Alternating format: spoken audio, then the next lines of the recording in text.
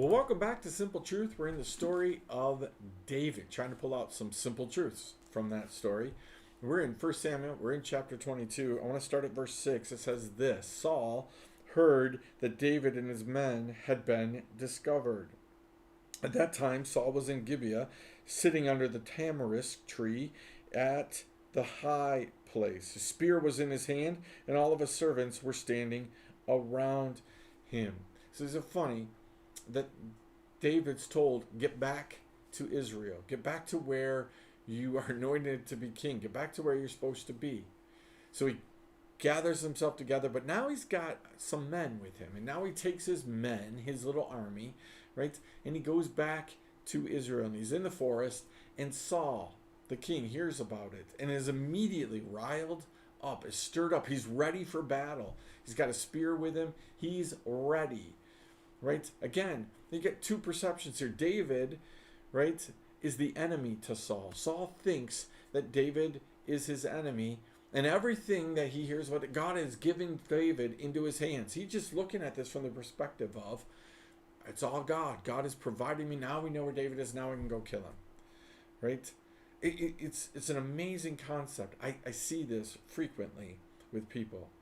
People who are off track, not really following God, but the things that they give God credit for, they really think that God is providing them with this opportunity and this and this. Listen, maybe He is. Maybe God is, because God lets the rain fall on the just and the unjust. But Saul actually thinks that God is providing opportunities for him to kill. Notice the difference. David doesn't want to touch the anointed of God. Saul wants the anointed of God dead. Is that how you are?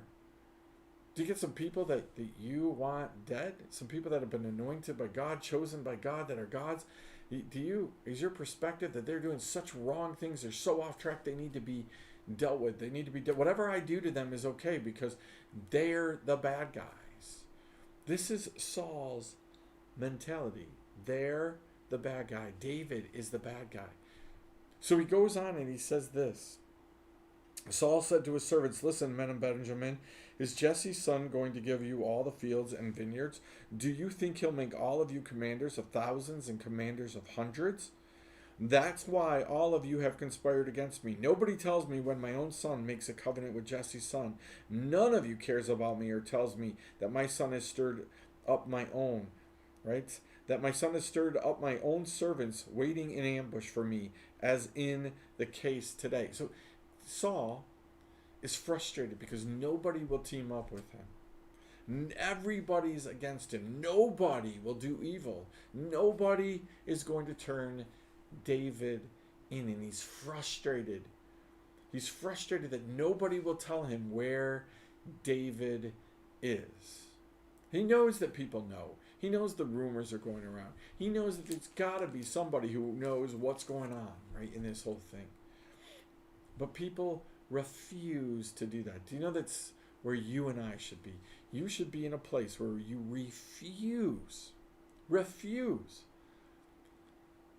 to turn in the anointed of God over to evil. Is that where you are? You might know things about people. Yeah, you might know bad things, right? But you refuse to start gossiping about people. You refuse to turn them over to the enemy. Listen, everybody also knew that Saul was being bothered by an evil spirit. So again, the people, they refuse to do evil. Is that you? Are you refusing, right?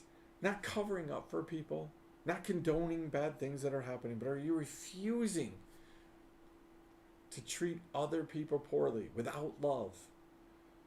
Even in the face of, somebody needs to tell me. Somebody's got to be about this.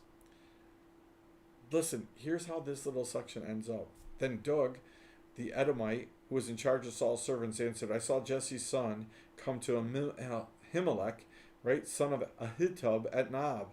Ahimelech inquired of the Lord for him and gave him provisions.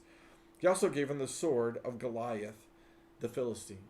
Oh, and non-Israelites person is now going to turn over, right, is now going to turn over David. He's the one that comes forward. God warned about this. God warned about who we have friendships with, relationships with, who the enemy would use. Gonna use the non-Israelite people, the foreigners, to turn the hearts of the Israelites. Saul couldn't get anybody to tell him because they were in tune with God. So he got somebody who wasn't in tune with God to do it. Isn't that amazing? The enemy is always looking to do that. So here's the question tonight. Are you in tune with God, or are you not in tune with God? Because if you're in tune with God, you're going to do the things of God. Not perfectly, but you're going to do the things of God. If you're not in tune with God, well, then you can be used with the enemy, even to turn over the anointed of God, to work directly against God. Maybe some of the reason that you're in the place that you're in is you've been going against the anointed of God. Maybe you've been declaring yourself righteous and what you want righteous and what you're doing righteous, but maybe it's not. So again, you in tune with God, or are you in tune with the enemy?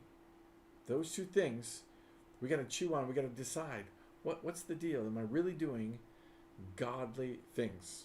Chew on all that. We'll see you next time right here. Simple Truth.